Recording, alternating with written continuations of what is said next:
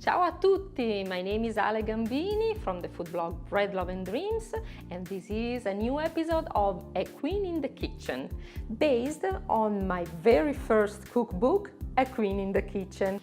Today we're gonna talk about primo, or plural primi, which means the first course that we usually eat during an Italian meal.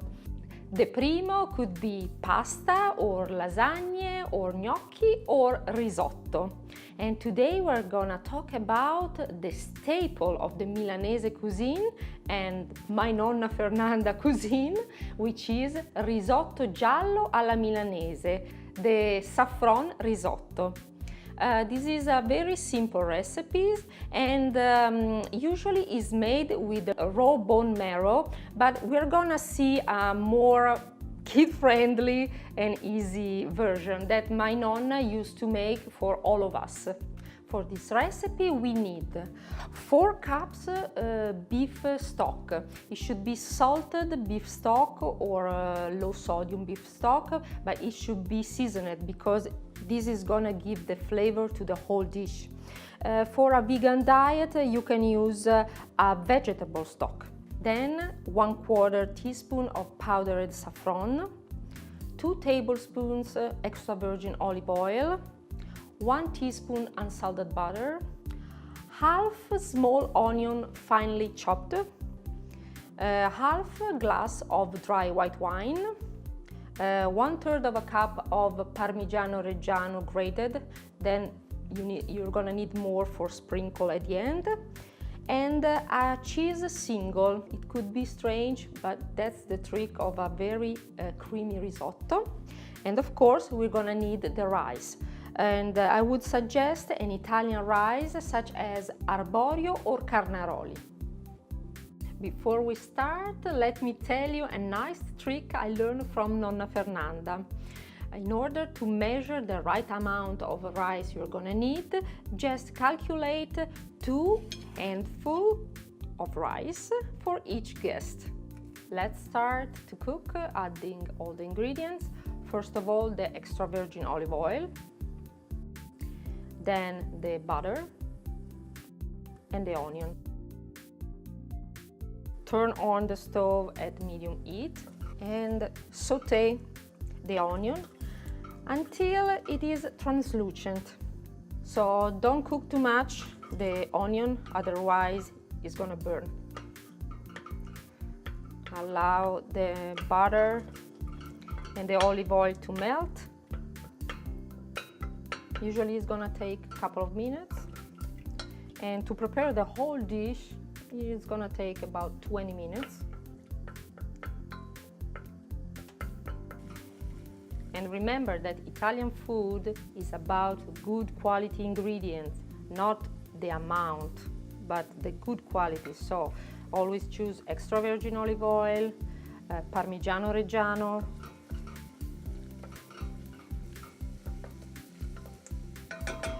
let's add the rice at this point. Okay, and give it a stir. Making a risotto, a good risotto, is mostly a matter of be patient and stir a lot, constantly. For this recipe, because I'm cooking for 4 to 6 people, I added 8 handful of arborio rice. Now it's time to add the dry white wine. Oh, you're gonna hear this beautiful sound.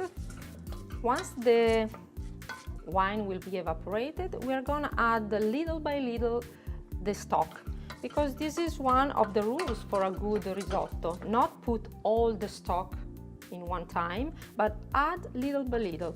As soon as you feel that the spoon is kind of stuck to the bottom of your pot, you have to add some stock. Okay, now also the wine is gone. We add some stock. You know, that amount is perfect. Okay, well, maybe 2. Remember, if you don't have enough stock by the end of the dish and you see that the rice is not cooked yet, you can add just a little bit of hot water. Actually, in Italian, we call saffron zafferano, which has a nice sound.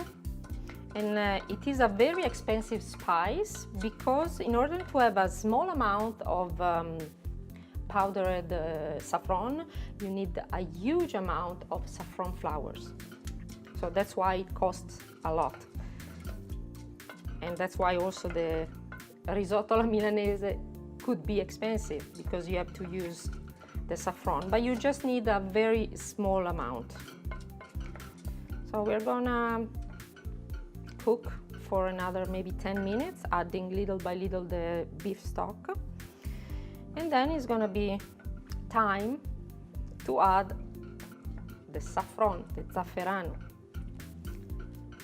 In order to understand if the risotto is almost cooked, you should taste it and also see it, because if you see that inside is kind of white, it means that inside is gonna be hard. And if you taste it and chew it, you're gonna feel that it's hard.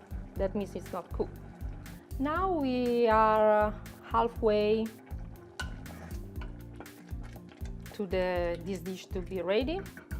So we're gonna add the powdered saffron. As I told you before, you can add as is. I used to do that. But you can also dissolve in some warm water or beef stock and give it a nice stir.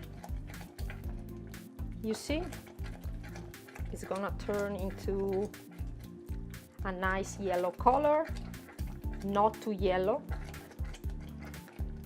Okay, and stir again and again and again. If you feel that it kind of stuck to your pot, add some more stock. Now that the risotto is almost 99% cooked, turn off your heat and add the cheese single. Here in the US is kind of different than in Europe, but you know, American cheese single works too. And then add the Parmigiano Reggiano and stir. Give it a nice stir until everything is well combined, very smooth, beautifully yellow, and allow to stay in your pan before serving for a couple of minutes.